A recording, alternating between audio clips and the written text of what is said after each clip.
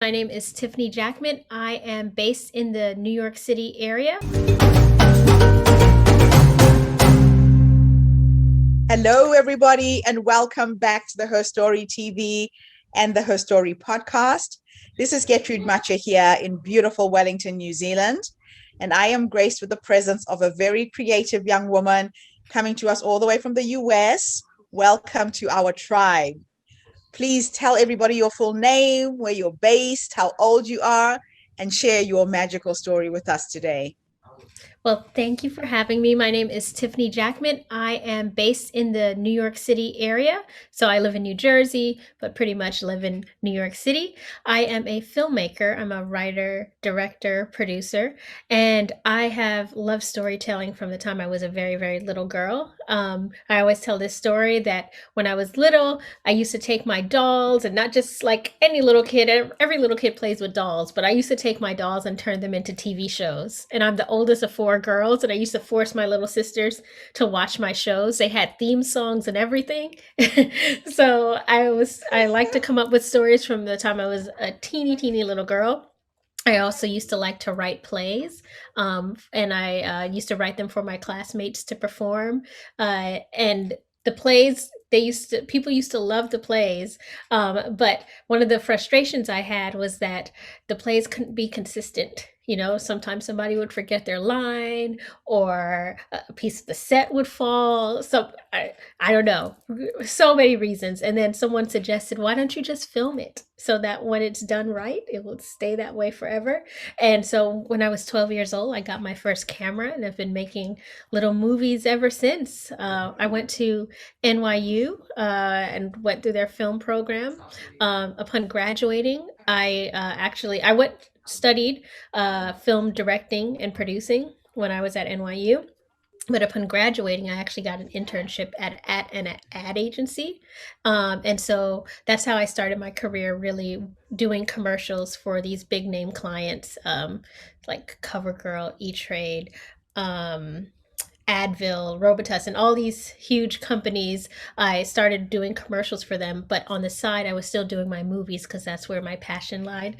And eventually, one of the movies got onto HBO, got onto Amazon Prime, and we're making the film festival circuit. And so I eventually came to the realization that I couldn't, if I was making this much success, in my downtime, my vacation days, I need to go full fledged and just see what I can do if I actually jumped off the corporate ladder and focus on my passion. And so about 2 years ago, I decided to leave my corporate job and follow my film career. And I haven't looked back since. Actually, while I was leaving, one of my good friends, Howard Bowler, who ran Hobo Audio, I told him that, I was leaving on Friday, and he asked me if I could work on a TV pilot that he had been working on. And I was like, well, sure. I mean, I'm leaving my job. Why not? And so I worked with him on this pilot called The System because I love the storyline. And that one has gained it got distribution on Quelly TV. And then we started working on other stuff together, and I'm officially launching with Howard Hobo Films. So he already had an audio company called Hobo Audio, and now I'm the head of development at Hobo Films. We did The System, and we recently did this powerful documentary called Crawford, the Man the South Forgot. And I'm so proud of how it came out because it was an adventure pulling it together. Wow, what an incredible journey you've been on.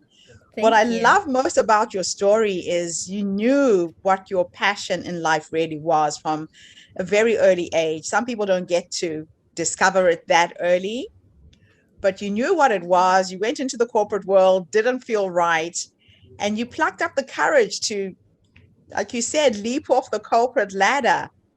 If you were to talk to somebody right now who is trying to make a decision like that, based on what life has taught you in the last 2 years, what three nuggets of advice would you give that person to take the leap?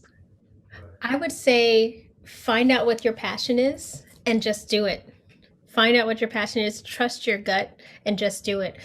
Because when I was leaving my job, and it was a there were very good jobs that I worked for. So I didn't leave on any type of bad terms or anything like that. It's just that I needed to follow my passion. And as I was leaving, I was going around and telling, my coworkers that, hey, I'm leaving. And one of the first things they asked you is, well, where are you going? Like everybody assumed you're just gonna go to another corporate job. And when I told Yes. them that I was leaving, then and that I was going to just follow my passion, Yeah. so many of them started telling me about their passions and what they really wanted to do. And I would see this light in their eyes when they talked about, like, maybe they wanted to be a musician, maybe they wanted to paint or whatever. And then the light will go out when they say something like, oh, well, but then reality set in and they had kids or whatever reason that they Yeah. needed to stay in this job. And it was very sad. And all I could tell them was that you can still do it. There's still time. Yeah. So I would say the biggest thing, is just do it. And the proof of what happens when you actually just follow your passion, right, is that since I've left, I haven't had to go back and things have fallen into place. Even the Yes. whole thing with how it worked out with Howard Bowler, the way I knew Hobo Audio is because while I was doing my commercials, we would contract Hobo Audio to do the audio work for those commercials. So Uh-huh. they would do the music, the sound effects, the voiceover records. So I'd been working with Howard for years, and he also would help me with my feature films as well, with my side projects. And so Okay. when it came time to leave, I didn't even have to ask him for anything. He just saw the passion that I'd put into my work and asked Yes. me to work with him. So far, since I've left, I haven't had to interview or ask for anything. It's because I was following my passion, everything fell into place. But Yeah. in regards, I say the first thing is just do it, trust your gut. I would say the I think I gave that second one, but the last one I would say is, just because you want to make that leap doesn't mean that you should just make it without planning it. When I Yes. decided that I was going to leave my job, it actually, from the time I made the decision, it was actually a year's process in the Yeah. making for me to actually leave. I made sure that I had at least a year of savings saved up, Yeah. because you can't just think that your passion is going to start making you money right away, right? Yes. I started building my clientele because I also have been using, like, what I learned in advertising to do work for small businesses. So Yes. I had to start building that up as well. So you have to make an exit strategy. Yeah. You can't just leave. That's wonderful. Now, I know that a lot of your work is based around social justice stories, Hmm. and you have worked on some phenomenal pieces. Tell us a little bit about your latest venture. Yeah. So I always ask myself, whenever I'm doing a project, before I sign on to things, I always ask myself, why does this story need to be told? Who can it help? Because I have, went to film school. So I have friends that are working on all types of projects. They're working on the Avengers movies or all these big budget things, which is cool, Mm-hmm. not knocking any of that. But I choose to work on things that I think can impact people.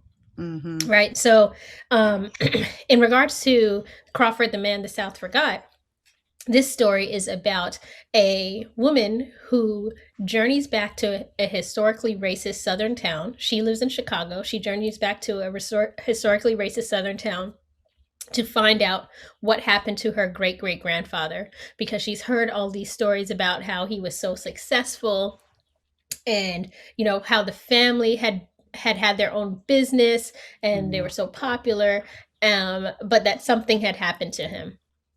So her journey is to go back and find out what happened to him, find that connection to him. And the story, her grandfather, his name was Anthony Crawford, and there's some debate whether or not he was born a slave or born right after slavery ended, but either way, he came from humble beginnings to owning over 427 acres of prime cotton land. And Wow. back then, right at the turn of the 20th century, owning cotton land was basically like owning gold because that is Yeah. what the country was run on at that time. So he amassed this large farm. He farmed it with his 13 children. And they grew cotton, they had animals, they grew crops. He ended up building a school. He headed a church. Like he was a pillar in the community. Mm, And as a black man, someone who could have been, who was a former slave or yeah. just born after slavery, that was a huge accomplishment. But, with that, he had pride about him. And there's something that comes with being an entrepreneur where you don't take anything from anybody because you don't have a boss, right? Mm, And so he had pride about him. And he was quoted as once saying, "The day a white man hits me is the day I die," which just proves that he wasn't going to let anybody talk down to him. He wasn't going to let anybody hit him. And so, fast forward to October 21st, 1916, he took his cotton into town to sell it, and he was underbid by a white merchant. A white merchant offered him less than what he was offering some of the other merchants, and he told that merchant, "You're cheating me." He called him a cheat. And mm. well, that was all they needed because there were already some people who were quite jealous of him. And a mob of between 200 and 400 people beat him, stabbed him, took his body, drug it all throughout town, and then hung his body on a tree and shot it over 200 times. And if that's not horrific enough, they went to his family and told him they have 30 days to get off the land or that they would be killed as well. And so his Oh, family ended up dispersing all over the US. Some went to New York, some went to Philadelphia, some went to Chicago, where our protagonist, Doria uh, D. Johnson, where her family ended up. And the family was split up, and till this day, they don't have any proceeds from that land. That land is owned by a paper company. And so being that they were dispersed, the family was kind of torn apart. She had heard these rumors about this great great grandfather that she had, and she wanted to find out more about him. And the documentary follows her as she goes back to that town and to try to get that town to recognize what happened to him. wow. What a tragic story. Yeah, But yeah, again, these are the untold stories that go unseen, unheard, unless somebody takes time to shine a light on them. exactly, exactly. And Wow. that's what you know us at Hobo Films, that's what we're trying to do, is shine a light on some of Mm, these stories because there are so many stories out there. I'm tired of seeing the same story on TV all the time. yeah, that's so true. Do you think there could be reparations that could come out of the exposure of this kind of a story? I mean, I would love for reparations to happen. It like, if not for black people, black Americans in general, at least for this family. Yeah. They deserve to have something from that land. I actually went down there, and I'd been hearing about 427 acres and stuff as I was editing the film. Hmm. But when I actually went down there to visit his land, I had to take a car from one end to another, and just seeing how much land that was, it was very upsetting because I was like, wow, this family has does not have access to this land and what Anything. it's worth. Yeah, anything.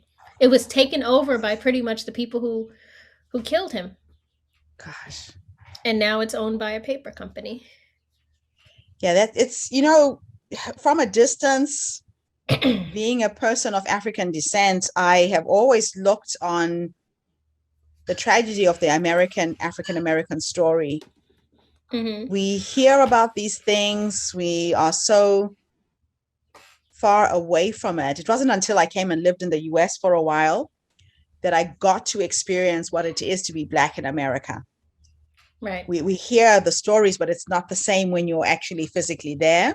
So I lived in Pittsburgh for a while. I lived in New Mexico, and the ignorance, even in the United States, about the history. And it's mostly because most of this history has been written out of the history books. So most kids grow up without a clue of what actually happened or what is still going on within the country. So I think it's really important that storytellers continue telling the real story and not just glossing things over. So now with the Black Lives Matter movement, Hmm. I think there is an opportunity for people like you to go back and redress the past. Yes. Somebody said to me the other day, oh, I'm really sad with what's going on in the United States. And I think it's actually perfect. The previous regime, the Trump legacy, was a catalyst for change. People were under the impression that the civil rights movement had solved the issues with race relations issues in the United States, and it wasn't true. And it's like somebody had slapped a band-aid over a septic sore and said everything is fine. We've dealt with it, and this wound has been festering under the surface. And Donald Trump came up and pulled off the band-aid and exposed what's really there. And now it's a time for Americans to heal, to go back into those wounds and address them. When you watch a man being murdered by a policeman on screen, we've seen so many of these deaths, and nobody's held accountable to it. The policemen walk off scot-free.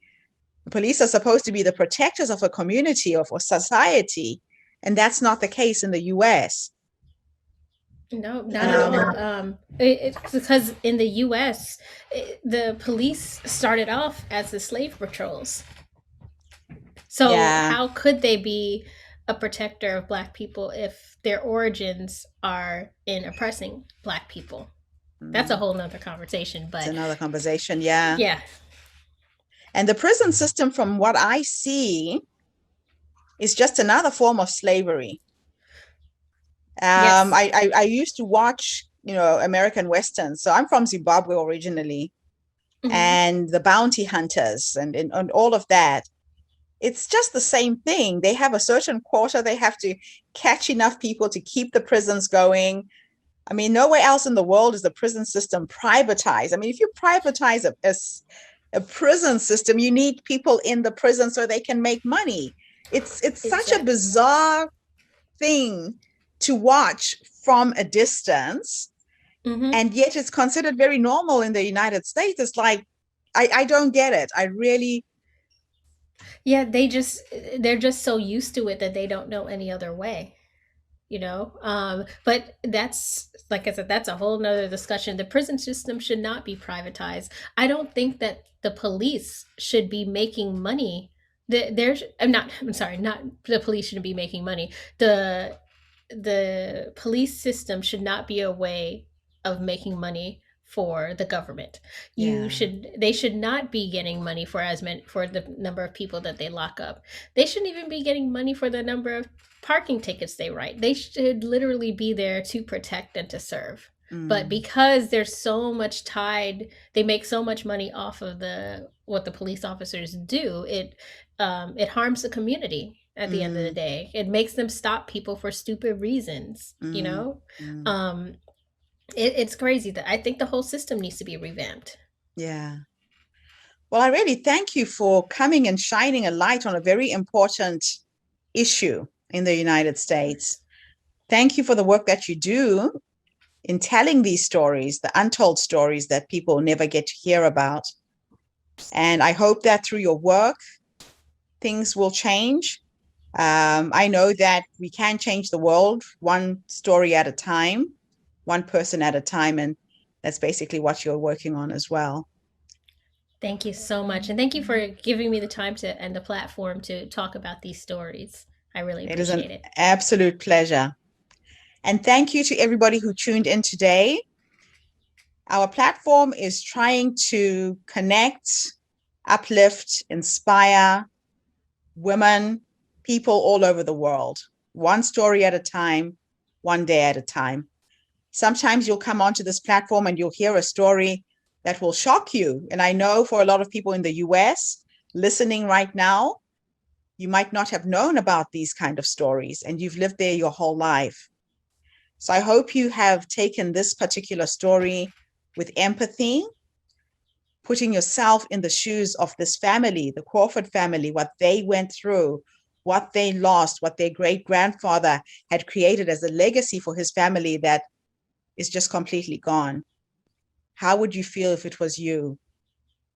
I think when we infuse empathy in our listening, we can change the world. So thank you again. I'll be back again tomorrow with yet another amazing story. This is Gertrude Matcha here in beautiful Wellington, New Zealand. Have a fantastic day wherever you are in the world. Bye for now. Thank you, Tiffany. Bye bye. Thank you.